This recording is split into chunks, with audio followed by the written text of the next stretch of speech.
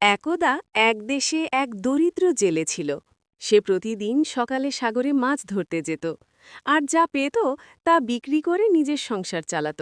তার জীবন ছিল অত্যন্ত সাধারণ, কিন্তু তার ঈমান এবং আল্লাহর প্রতি ভরসা ছিল অটল।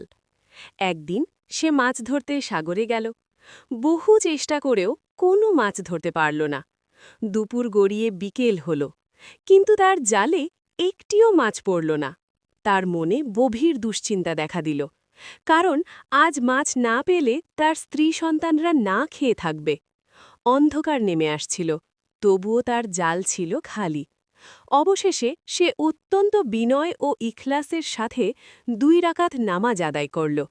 তারপর 2 হাত তুলে আল্লাহর কাছে দোয়া করল, হে আল্লাহ, তুমি তো জানো আমি শুধু তোমারই উপর ভরসা করি। আমার পরিবারের রিজিকের জিম্মেদার তুমি। আজ যদি আমি মাছ না পাই, তবে আমার পরিবার না খেয়ে থাকবে। তুমিই আমাদের একমাত্র ভরসা। দয়া করে আমার জালে কিছু মাছ দান করো। দোয়া শেষ হওয়ার পরপরই সে আবার জাল ফেলল। কিছুক্ষণ পর জাল টেনে তুলতেই সে অবাক হয়ে গেল। তার জালে আটকা পড়েছে একটি বড় চকচকে মাছ। এত সুন্দর, এত বড় মাছ সে আগে কখনো দেখেনি। তার মুখে হাসি ফুটল। সে আল্লাহর শুকরিয়া আদায় করল। সে মনে মনে ভাবল, এই মাছটি তো খুব মূল্যবান, এটি বিক্রি করলে কয়েকদিনের সংসার নিশ্চিন্তে চলবে। এই ভেবে সে বাজারের দিকে রওনা হল। এদিকে সেই দেশের বাদশাহ গুরুতর অসুস্থ হয়ে পড়েছিলেন। কোনো ডাক্তার, কোনো কবিরাজ তাকে সুস্থ করতে পারছিল না। এক রাতে বাদশাহ স্বপ্ন দেখলেন। স্বপ্নে তিনি দেখলেন তার রোগমুক্তির একমাত্র উপায় হল একজন ইখলাসপূর্ণ বান্দার দোয়ার বরকতে ধরা পড়া একটি মাছ খাওয়া। পরদিন উজির ও কর্মচারীরা বাজারে বের হল সেই মাছের খোঁজে। বাজারে গিয়ে তারা দেখল এক জেলে একটি বিশাল উজ্জ্বল মাছ নিয়ে দাঁড়িয়ে আছে।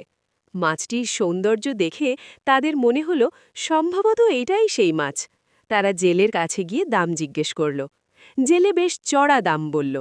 তখন উজিররা সারা দিনের ঘটনা খুলে বলল, কিভাবে দোয়ার পর আল্লাহ তাকে এই মাছ দান করেছেন। সব শুনে উজিররা বুঝতে পারল এই মাছটিই বাদশাহর জন্য প্রয়োজন। তারা জেলের চাওয়া দামেই মাছটি কিনে নিল এবং দ্রুত রাজপ্রাসাদে ফিরে গেল। বাদশাহ সেই মাছটি খেলেন, আর অলৌকিকভাবে তিনি সম্পূর্ণ সুস্থ হয়ে উঠলেন। তিনি আল্লাহর রহমত অনুভব করলেন, আর জেলের ইখলাসের মর্যাদা বুঝতে পারলেন। বাদশাহ জেলেকে দরবারে ডেকে পাঠালেন, তাকে প্রচুর ধনসম্পদ দান করলেন এবং একজন সম্মানিত ব্যক্তি হিসেবে দরবারে স্থান দিলেন। এই গল্প আমাদের শিক্ষা দেয় ইখলাস ও নিয়ত। আল্লাহর কাছে কাজের মূল্য পরিমাণে নয়, আন্তরিকতায়। দোয়ার শক্তি। বিপদে আল্লাহকে ডাকলে তিনি অবশ্যই সাড়া দেন। আর আল্লাহর উপর ভরসা, কারণ তিনিই সকল রিজিকের মালিক এবং সকল সমস্যার সমাধানকারী।